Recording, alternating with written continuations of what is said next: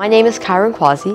I'm 14 মাত্র years old. 14 I বছর just বয়সে graduated from স্পেসএক্সে Santa যোগ Clara দিয়েছিল বাংলাদেশি বংশোদ্ভূত বিস্ময় বালক খ্যাত কিশোর কায়রান কাজী। বিশ্বের নামকরা এই মহাকাশ সংস্থার স্টারলিংক প্রকল্পে কাজ করে সে হয়ে ওঠে সবচেয়ে কম বয়সী প্রকৌশলী। সেখানে সে এমন সফটওয়্যার তৈরি করে যা স্যাটেলাইট বিমকে সঠিকভাবে পরিচালনা করে বিশ্বব্যাপী মানুষকে নিরবিচ্ছিন্ন ইন্টারনেট সরবরাহে সাহায্য করেছিল।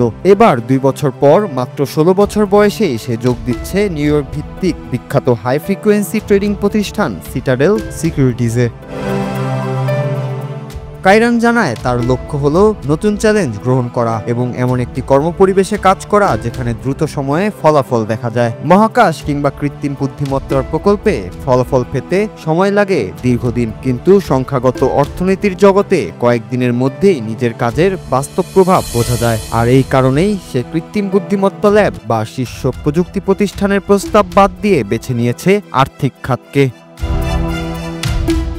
তবে কায়রানের যাত্রা শুরু হয়েছিল আরও আগেই। মাত্র 9 বছর বয়সে সে 3য় শ্রেণী পেরিয়ে সরাসরি কলেজে ভর্তি হয়। 10 বছর বয়সেই ইন্টেল ল্যাবসে ইন্টার্নশিপ শেষ করে, আর 14 বছর বয়সে স্পেসএক্সে কাজ শুরু করে ইতিহাস তৈরি করে। যুক্তরাষ্ট্রের ক্যালিফোর্নিয়ায় জন্ম নেওয়া এই বিস্ময় বালকের বাবা মা বাংলাদেশি, যাদের আদি নিবাস মানিকগঞ্জে। বাবা মুস্তাহিদ কাজী একজন কেমিক্যাল ইঞ্জিনিয়ার, আর মা জুলিয়া কাজী ওয়াল স্ট্রিটে নির্বাহী পদে কর্মরত।